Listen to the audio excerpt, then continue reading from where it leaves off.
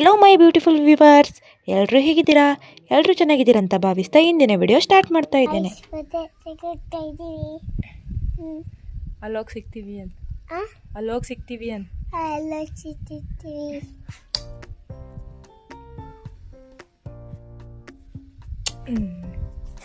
ಇವತ್ತು ಎಲ್ಲಿಗೆ ಹೋಗ್ತೀವಿ ಅಂತ ನೋಡ್ತಾ ಇದ್ದೀರಾ? ನಾವು ಇವತ್ತು ಮುರುಡೇಶ್ವರ್ಗೆ ಹೋಗ್ತಾ ಇದ್ದೀವಿ. ಯಾಕಂದರೆ ಚಿಕ್ಕದಾಗಿ ಪರಿಚಯ ಮಾಡ್ಕೊಳ್ಳೋಣ ಅಂತ ಹೋಗ್ತಿದ್ವಿ. ಎಷ್ಟು ಜನಕ್ಕೆ ಮುರುಡೇಶ್ವರದಲ್ಲಿ ಏನಿದೆ ಏನಿಲ್ಲ ಅಂತ ಗೊತ್ತಿಲ್ಲ. ಅದಕ್ಕೋಸ್ಕರ ನಿಮಗೂ ತೋರಿಸೋಣ ಅಂತ ನಾವು ಹೋಗ್ತಾ ಇದ್ದೀವಿ, ನಾನು ನನ್ನ ಮಗ. ಹಾಗೆ ಅಲ್ಲಿ ನಮ್ಮ ಕಡೆ ಟೆಂಪೋ ಬರುತ್ತೆ, ಹೊನ್ನಾವರದಿಂದ ಭಟ್ಕಳ ತನಕ ಟೆಂಪೋ ಓಡಾಡುತ್ತೆ, ಬಸ್ಸೂ ಓಡಾಡುತ್ತೆ. ಆದರೆ ನಮ್ಮ ಕಡೆ ಜಾಸ್ತಿ ನಾವು ಹೋಗೋದು ಟೆಂಪೋ ಮೇಲೇ. ಹಾಗೆ ಟೆಂಪೋಗೆ ವೇಟ್ ಮಾಡ್ತಾ ಇದ್ವಿ. ಅಷ್ಟು ಗೊತ್ತಲ್ಲ ಹುಡುಗರು, ವೇಟ್ ಮಾಡಬೇಕಾದ್ರೆ ಅಲ್ಲಿ ಇಲ್ಲಿ ಅಂಗಡಿ ನೋಡಿದ್ರೆ ಅವ್ರಿಗೆ ಏನಾದರೂ ಕೊಡಿಸ್ಲೇಬೇಕು. ಅಲ್ಲೇ ಅವನು ಅಂಗಡಿ ನೋಡಿ ನನಗೆ ಕುರ್ಕುರೆ ಕೊಡ್ಸಮ್ಮ ಅಂತ ಹಿಡ್ಕೊಬಿಟ್ಟ. ಹಾಗೆ ಅವನಿಗೆ ಒಂದು ಕುರ್ಕುರೆ ಕೊಡಿಸ್ಕೊಂಡು ನಮ್ಮ ಟೆಂಪೋ ಬೇರೆ ಬಂತು, ಹೊರಟ್ವಿ. ಟೆಂಪೋ ಮೇಲೆ ಕೂತ್ಕೊಂಡು ಇದು ನನ್ನ ಫ್ರೆಂಡಿಗೆ ಒಂದು ಗೆಜ್ಜೆ ತಗೊಂಡಿದ್ದೆ ಕೊಡಬೇಕು ಅಂತ ಹೇಳಿ. ಆ ಗೆಜ್ಜೆ ಬ್ಯಾಗಲ್ಲಿತ್ತು, ಅದನ್ನು ತಗೊಂಡು ಅಲ್ಲಾಡಿಸ್ತಾ ಇರೋದು. ಹಾಗೆ ಮುರುಡೇಶ್ವರಕ್ಕೆ ಬಂದ್ವಿ. ನೋಡಿ ನಮ್ಮ ಮುರುಡೇಶ್ವರ. ಆ್ಯಕ್ಚುಲಿ ಹೇಳ್ಬೇಕಂತ ಹೇಳಿದ್ರೆ ಈ ಕಡೆ ಇದ್ದವರು ಮುರುಡೇಶ್ವರಕ್ಕೆ ಹೋಗೋದೇ ಕಡಿಮೆ, ಬೇರೆ ಬೇರೆ ಕಡೆಯಿಂದ ಬೇರೆ ಬೇರೆ ಪ್ಲೇಸಸ್ಸಿಂದ ಬರೋದೇ ಜಾಸ್ತಿ ಮುರುಡೇಶ್ವರಕ್ಕೆ. ನಮಗೆ ಗೊತ್ತಿಲ್ಲದೆ ಇರೋಷ್ಟು ಹೊರಗಡೆ ಜನಕ್ಕೆ ಜಾಸ್ತಿ ಗೊತ್ತಿದೆ. ಹಾಗೆ ಇದು ಚಪ್ಪಲಿ ಸ್ಟ್ಯಾಂಡ್ ಯಾಕಂತ ಹೇಳಿದ್ರೆ ಚಪ್ಪಲಿ ಹಾಕಿದ್ರೆ ದುಡ್ಡು ಕೊಡಬೇಕು ಅವರಿಗೆ. ನಾವು ಗೊತ್ತಲ್ಲ, ಮಿಡಲ್ ಕ್ಲಾಸ್ ಫ್ಯಾಮಿಲಿಯವರು. ಹಿಂದ್ಗಡೆ ಎಲ್ಲರೂ ಬಚ್ಚಿಕ್ಕಿ ಹೋಗೋದು, ಆಮೇಲೆ ಬಂದು ಹಾಕೊಂಡು ಹೋಗೋದು. ನೋಡಿ ಎಷ್ಟೋ ಜನ ಇಟ್ಟಿದ್ರು ಆವಾಗಲೇ. ನಾನು ನನ್ನ ಮಗ ಯಾಕೆ ದುಡ್ಡು ಕೊಡಬೇಕು, ಸುಮ್ಮನೆ ಅಲ್ಲಿ ಇಟ್ಟು ಹೋಗೋಣ ಬಾ ಅಂತ ಹೇಳಿ ಚಪ್ಪಲಿ ಹಿಂದ್ಗಡೆ ಸ್ವಲ್ಪ ಪ್ಲೇಸ್ ಇತ್ತು, ಅಲ್ಲಿ ಇಟ್ಟು ಹೋಗೋದು.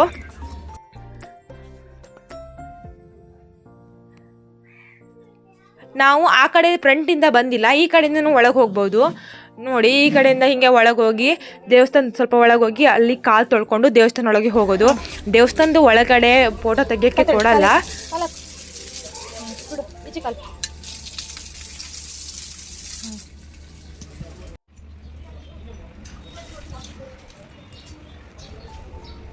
ದೇವಸ್ಥಾನ ಮೇಲಿಂದ ವ್ಯೂ ನೋಡಿ. ಒಂದು ಕಡೆ ಸಮುದ್ರ, ಇನ್ನೊಂದು ಕಡೆ ದೋಣಿ. ಸಮುದ್ರದಿಂದ ದೋಣಿ ಮೀನೆಲ್ಲ ಚೆನ್ನಾಗಿರುತ್ತೆ, ಫ್ರೆಶ್ಶಾಗಿ ಬರುತ್ತೆ. ಅಲ್ಲೇ ಮಾರ್ಕೆಟು ಇದೆ. ನಾನು ಯಾವಾಗಾದರೂ ಮಾರ್ಕೆಟ್ ತೋರಿಸ್ತೀನಿ ನಿಮಗೆ, ಫಿಶ್ ಮಾರ್ಕೆಟು ತೋರಿಸ್ಬೇಕಂತ ಮಾಡಿದೆ, ಬಟ್ ಆವಾಗ ಫಿಶ್ ಇರಲಿಲ್ಲ, ಅದಕ್ಕೆ ತೋರ್ಸೋಕೆ ಹೋಗಿಲ್ಲ. ಆಂಜನೇಯ ಸ್ವಾಮಿ ಅಲ್ಲೇ ಒಳಗಡೆ ದೇವಸ್ಥಾನದಲ್ಲಿ ಆಂಜನೇಯ ಸ್ವಾಮಿ, ಆಮೇಲೆ ರಥ, ಆಮೇಲೆ ಹಾಗೆ ದೇವರ ಸ್ವರ್ಣ ರಥ ಕೂಡ ಇತ್ತು.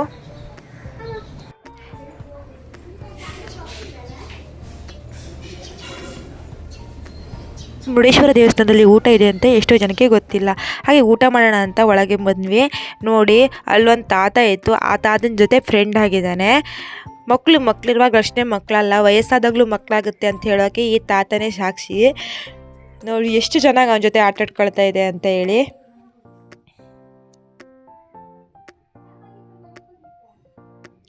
ಹಾಗೆ ಈ ದೇವಸ್ಥಾನದಲ್ಲಿ ಸಿಕ್ಕಾಪಟ್ಟೆ ಹೈಜೀನ್ ಆಗಿರುತ್ತೆ.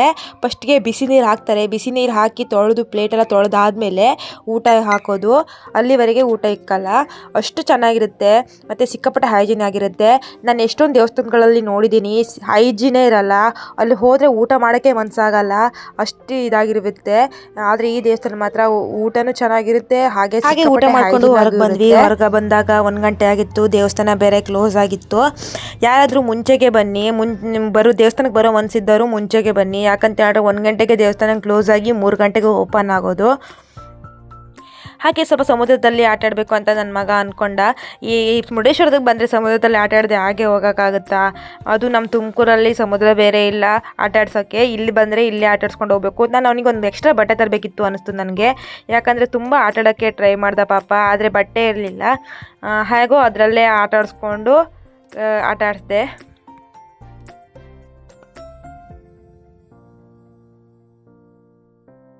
ನೇತ್ರಾಣಿಗೆ ಹೋಗೋಕ್ಕೆ ಬೋಟ್ ವ್ಯವಸ್ಥೆ ಬೇರೆ ಇತ್ತು.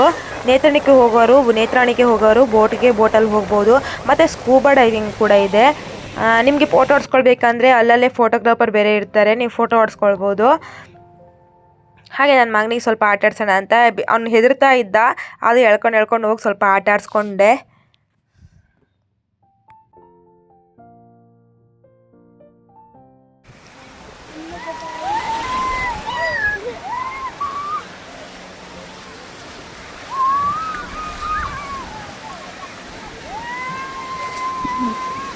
ಹಾಗೆ ಒಂಟೆ ಮತ್ತು ಕುದುರೆ ಇತ್ತು. ಅದರಲ್ಲಿ ಅಡ್ಡಾಡ್ಬೇಕಂತ ಹೇಳಿದ್ರೆ ಅವ್ರು ಎಷ್ಟು ಹೇಳ್ತಾರೋ ಅಷ್ಟು ಚಾರ್ಜ್ ಕೊಟ್ಟು ಓಡಾಡೋದು. ಸಿಕ್ಕಾಪಟ್ಟೆ ಬಿಸಿಲಿತ್ತು. ಅದಕ್ಕೆ ನೋಡಿ ನಾನು ಕುಂಕುಮ ಹಚ್ಕೊಂಡಿರೋದೆಲ್ಲ ಹರಿದು ಹೋಗ್ತಾ ಇದೆ ನೀರಲ್ಲಿ, ಬೆವರಲ್ಲಿ. ಅಷ್ಟೊಂದು ಬಿಸಿಲಿತ್ತು. ಹಾಗೆ ಬೀಚ್ ಪಕ್ಕದಲ್ಲೇ ಸುಮಾರು ಅಂಗಿದ್ವು. ಅಲ್ಲೇ ಏನಾದರೂ ತಗೊಳ್ಳೋಣ ಅಂತ ಹೋದೆ. ನಮ್ಮ ಮನೇಲಿ ಒಂದು ಕನ್ನಡಿ ಇತ್ತು, ಮುತ್ತಿನ ಥರದ್ದು, ಮುತ್ತು ಶಂಖ ಇಂಥವೆಲ್ಲ ಇರೋ ಕನ್ನಡಿ ಇತ್ತು. ಅದನ್ನು ನೋಡಿ ನಾನು ತುಮಕೂರಲ್ಲಿ ನನ್ನ ಫ್ರೆಂಡು ನನಗೂ ಈ ಥರದ್ದೊಂದು ತಗೊಂಡು ಬಾ ಅಂತ ಹೇಳಿದ್ಲು. ಅದಕ್ಕೆ ಅವಳಿಗೆ ತರೋಣ ಅಂತ ನಾನು ಹೋದೆ. ಇದೇ ನೋಡಿ, ನಾನು ಕನ್ನಡಿ ಆಯ್ಕೆ ಮಾಡಿರೋದು ಇದೇನೆ. ಚೆನ್ನಾಗಿತ್ತು. ನೀವು ಯಾರಾದರೂ ಇಲ್ಲಿ ಬಂದರೆ ಇದು ತಗೊಂಡೋಗಿ, ನೆನಪಿರುತ್ತೆ. ನಾವು ಮುರುಡೇಶ್ವರದಲ್ಲಿ ಏನು ತಗೊಂಡು ಬೇರೆದೇನು ತಗೊಂಡ್ರು ಅಷ್ಟು ನೆನಪಿರಲ್ಲ, ಇಂಥವೆಲ್ಲ ತಗೊಂಡ್ರೆ ನೆನಪಿರುತ್ತೆ. ಹಾಗೆ ನಮ್ಮ ಮಾವನ ಸೊಸೆ ಇದ್ಲು ಅಲ್ಲಿ ಮೇಲೆ ಫೋಟೋ ಸ್ಟುಡಿಯೋದಲ್ಲಿ. ಹಾಗೆ ಅಲ್ಲಿ ಹೋದ್ವಿ. ಅಲ್ಲಿ ಕೆಲಸ ಮಾಡ್ತಾಯಿದ್ರು ಅವರು.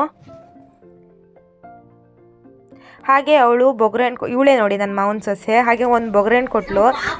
ಅದು ಏನಂತ ನಿಮ್ಗೆ ಗೊತ್ತಿದ್ರೆ ಕಮೆಂಟ್ ಮಾಡಿ. ನಾವು ಬೊಗ್ರೆಹಣ್ಣು ಅಂತ ಹೇಳ್ತೀವಿ. ಹಾಗೆ ನಾನು ಮೇಲಿಂದ ಕನ್ನಡಿ ತಂದಿದ್ನಲ್ಲ ಅದನ್ನು ನೋಡ್ತಾ ಇದ್ಲು, ಏನು ತಂದಿದ್ದೆ ಅಂತ ಹೇಳಿ ಅವಳು.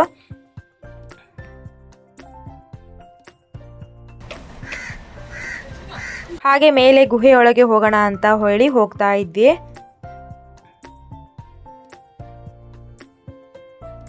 ಎಲ್ಲಿ ಹೋದರೂ ನನ್ನ ಮಗಂಗೆ ಏನು ಕೊಡಿಸ್ತೀವಲ್ಲೋ ಗೊತ್ತಿಲ್ಲ, JCB ಮಾತ್ರ ಕೊಡಿಸ್ಲೇಬೇಕು. ಎಲ್ಲಿ ಹೋದರೂ JCB ಟ್ಯಾಕ್ಸ್ ಹಾಕ್ತಾನೆ. ನಿಮ್ಮ ಮಕ್ಕಳು ಹಂಗೆ ನಾವು ಹೇಳಿ, ನನಗೆ ಗೊತ್ತಿಲ್ಲ. ಗಂಡು ಮಕ್ಕಳಾದರೆ ಸಾಕು JCB ಅಂತಾರೆ, ಹೆಣ್ಮಕ್ಳಾದರೆ ಸಾಕು ಗೊಂಬೆ ಅಂತಾರೆ. ನೋಡಿ, ರಾವಣ, ಆತ್ಮಲಿಂಗ ಮತ್ತು ಬ್ರಾಹ್ಮಣ ಹುಡುಗ, ಇದರ ಹಿಂದೆ ಒಂದು ಕತೆ ಇದೆ. ಇದರ ಒಳಗೆ ಹೋಗಿ ನೋಡೋಣ. ಅಲ್ಲಿ ನಾವು ಟಿಕೆಟ್ ತೊಗೊಂಡ್ವಿ. ನನಗೆ ದೊಡ್ಡವರಿಗೆ 20 ರೂಪಾಯಿ, ಮಕ್ಕಳಿಗಾದರೆ 10 ರೂಪಾಯಿ. ಇಲ್ಲಿ ಸ್ಟೂಡೆಂಟ್ಗಳೆಲ್ಲ ಇದ್ರು. ಅದನ್ನ ಟಿಕೆಟ್ ತಗೊಂಡು ನಾವು ಇವಾಗ ಒಳಗೆ ಹೋಗಿ ಶಿವನ ಭಕ್ತಿ ಆಗಿರ್ತಾಳೆ.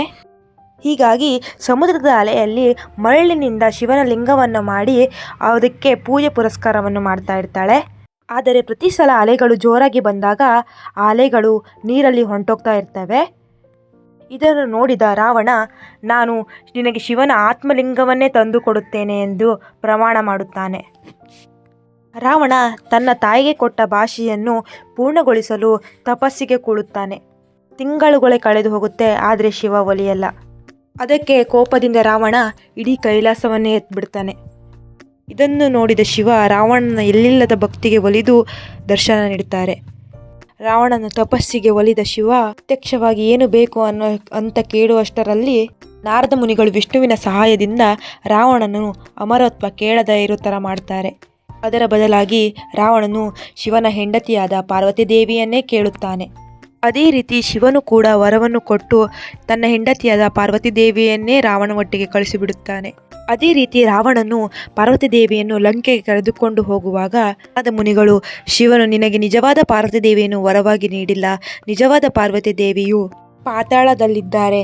ನಿಮ್ಮ ಜೊತೆಯಲ್ಲಿರುವುದು ಪಾರ್ವತಿ ದೇವಿ ಅಲ್ಲ, ಅದು ಕಾಳಿ ರೂಪದಲ್ಲಿರುವ ಪಾರ್ವತಿ ದೇವಿಯನ್ನು ತೋರಿಸುತ್ತಾನೆ. ರಾವಣ ಕಾಳಿ ರೂಪದಲ್ಲಿರುವ ಪಾರ್ವತಿ ದೇವಿಯನ್ನು ಕಾಡಲ್ಲೇ ಬಿಟ್ಟು ಮಂಡೋದರಿಯನ್ನು ಪಾರ್ವತಿ ಎಂದು ತಿಳಿದು ಮಂಡೋದರಿಯನ್ನು ಮದುವೆಯಾಗುತ್ತಾನೆ. ನಂತರ ಮಂಡೋದರಿಯನ್ನು ಲಂಕೆಗೆ ಕರೆದುಕೊಂಡು ಹೋಗ್ತಾನೆ. ಲಂಕೆಯಲ್ಲಿ ರಾವಣನ ತಾಯಿಯಾದ ಕೈಕೇಸಿ ಲಿಂಗದ ವಿಷಯ ರಾವಣನಲ್ಲಿ ಕೇಳಿದಾಗ ರಾವಣನಿಗೆ ತನಗೆ ಮೋಸ ಆಗಿರೋ ಅರಿವಾಗುತ್ತೆ. ಆದ್ದರಿಂದ ರಾವಣ ಶಿವನನ್ನು ಪ್ರಾರ್ಥಿಸುತ್ತಾ ಇನ್ನೊಮ್ಮೆ ಘನಘೋರ ತಪಸ್ಸನ್ನು ಮಾಡುತ್ತಾನೆ. ಈ ಬಾರಿಯೂ ಶಿವನು ಬರದೇ ಇರುವುದನ್ನು ನೋಡಿ ರಾವಣನು ತನ್ನ ಒಂದೊಂದೇ ತಲೆಯನ್ನು ಕತ್ತರಿಸಿ ಶಿವನಿಗೆ ಅರ್ಪಿಸುತ್ತಾನೆ. ಇದನ್ನೆಲ್ಲ ನೋಡಲಾಗದ ಶಿವ ರಾವಣನ ಮುಂದೆ ಪ್ರತ್ಯಕ್ಷವಾಗಿ ನಿನಗೆ ಏನು ಬೇಕು ಎಂದು ಕೇಳಿದಾಗ ರಾವಣನು ಶಿವನ ಆತ್ಮಲಿಂಗವನ್ನೇ ಕೇಳುತ್ತಾನೆ. ರಾವಣನ ಭಕ್ತಿಗೆ ಒಲಿದ ಶಿವನ ಆತ್ಮಲಿಂಗವನ್ನೇ ಕೊಟ್ಟು ಒಂದು ಷರತ್ತನ್ನು ಹಾಕುತ್ತಾನೆ. ಅದು ಏನೆಂದರೆ, ಆತ್ಮಲಿಂಗವು ಒಂದು ವೇಳೆ ನೆಲಕ್ಕೆ ತಾಗಿದರೆ ಅದು ಆ ಜಾಗದಲ್ಲೇ ಪ್ರತಿಷ್ಠಾಪನೆಯಾಗಿ ಅದರ ಎಲ್ಲ ಶಕ್ತಿಯು ಶಿವನಿಗೆ ಮರಳಿ ಬರುತ್ತದೆ ಎಂದು ಶಿವನು ಹೇಳುತ್ತಾನೆ. ಇದನ್ನೆಲ್ಲ ನೋಡಿದ ನಾರದ ಮುನಿಗಳು ವಿಷ್ಣು ಹಾಗೂ ಗಣೇಶನ ಸಹಾಯಕ್ಕೆ ಮೊರೆ ಹೋಗುತ್ತಾರೆ. ರಾವಣನು ದಾರಿಯಲ್ಲಿ ಹೋಗುತ್ತಿರುವಾಗ ವಿಷ್ಣುವಿನ ಸಹಾಯದಿಂದ ಸುದರ್ಶನ ಚಕ್ರವನ್ನು ಬಿಟ್ಟು ಮುಸುಕಾಗುವಂತೆ ನೋಡಿಕೊಳ್ಳುತ್ತಾರೆ. ಭಕ್ತಿ ನಿಷ್ಠೆಯಾದ ರಾವಣ ಸಂಜೆ ಆದ ಕಾರಣ ಸಂಧ್ಯಾವಂದನೆ ಮಾಡಬೇಕೆಂದು ಬ್ರಾಹ್ಮಣ ಹುಡುಗನಾದ ಗಣೇಶನನ್ನು ಕರೆದು ಆತ್ಮಲಿಂಗವನ್ನು ಕೊಟ್ಟು ಈ ಲಿಂಗವನ್ನು ನೋಡಿಕ ಎಂದು ಕೇಳಿಕೊಳ್ಳುತ್ತಾನೆ. ಆ ಹುಡುಗನು ಉಪಾಯದಿಂದ, ನಾನು ಈ ಲಿಂಗವನ್ನು ನೋಡಿಕೊಳ್ಳುತ್ತೇನೆ, ಆದರೆ ನಿನ್ನನ್ನು 3 ಬಾರಿ ಕರೆಯುತ್ತೇನೆ. ನೀನು ಬರದೇ ಹೋದರೆ ನಾನು ಆತ್ಮಲಿಂಗವನ್ನು ಇಲ್ಲೇ ಬಿಟ್ಟು ಹೋಗುತ್ತೇನೆ ಎಂದು ಹೇಳುತ್ತಾನೆ. 2 ಬಾರಿ ನಿಧಾನವಾಗಿ ಕೂಗಿದಂಗೆ ಮಾಡಿ 3ನೇ ಬಾರಿ ಜೋರಾಗಿ ಕೂಗಿ ಆತ್ಮಲಿಂಗವನ್ನು ಕೆಳಗೆ ಇಡುತ್ತಾನೆ. ಇದರಿಂದ ಕೋಪಗೊಂಡ ರಾವಣನು ಅವನ ಹತ್ತಿರ ಬಂದು ಕೇಳುವಷ್ಟರಲ್ಲಿ ತನ್ನ ಸುದರ್ಶನ ಚಕ್ರವನ್ನು ಹಿಂಪಡೆದು ಕಣ್ಣು ತೆಗೆಯುತ್ತಾನೆ. ಇದರಿಂದ ಕೋಪಗೊಂಡ ರಾವಣನು ಗಣೇಶನ ತಲೆಯ ಮೇಲೆ ಜೋರಾಗಿ ಹೊಡೆಯುತ್ತಾನೆ. ಈ ಕೋಪದಿಂದ ರಾವಣನು ಆತ್ಮಲಿಂಗವನ್ನು ನೆಲದಿಂದ ಬೇರ್ಪಡಿಸಲು ಜೋರಾಗಿ ಎಳೆಯುತ್ತಾನೆ. ಆ ಜೋರಾಗಿ ಎಳೆದ ಇದರಲ್ಲಿ ಅದು 4 ತುಂಡುಗಳಾಗಿ ಬೀಳುತ್ತದೆ. ಅದುವೇ ಮುರುಡೇಶ್ವರ, ಗುಣವಂತೇಶ್ವರ, ಧಾರೇಶ್ವರ ಮತ್ತು ಸಜ್ಜೇಶ್ವರ. ಗಣೇಶ ಮತ್ತು ಆತ್ಮಲಿಂಗ ಇರುವ ಸ್ಥಳವೇ ಗೋಕರ್ಣ. ಯಾಕೆ ಆತ್ಮಲಿಂಗವು ಬೇರ್ಪಟ್ಟು ಎನ್ನುವುದರ ಕಥೆಯೂ ಇದಾಗಿದೆ. ಈ ಕಥೆಯನ್ನೆಲ್ಲ ನೋಡಿ ಹೊರಗೆ ಬಂದ ಮೇಲೆ ಈ ಕಡೆ ಶನಿ ದೇವರ ದೇವಾಲಯ ಇದೆ. ಈ ಕಡೆ ನೋಡಿ ಅಲ್ಲಿ ಕ್ಲೋಸ್ ಆಗಿತ್ತು ನಾನು ಬರೋಷ್ಟೊತ್ತಿಗೆ, ಅದಕ್ಕೋಸ್ಕರ ಹೋಗೋಕ್ಕಾಗಿಲ್ಲ. ಇದು ನೋಡಿ ನಂದಿ, ಅದರ ಮುಂದ್ಗಡೆ ನಂದಿ ಇದೆ.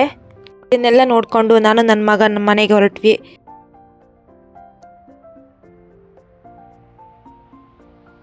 ಇವತ್ತಿನ ವಿಡಿಯೋ ಇಷ್ಟೇ ಆಗಿತ್ತು. ಇಷ್ಟ ಆದರೆ ಲೈಕ್ ಮಾಡಿ, ಸಬ್ಸ್ಕ್ರೈಬ್ ಮಾಡ್ಕೊಳ್ಳಿ. Thank you for watching.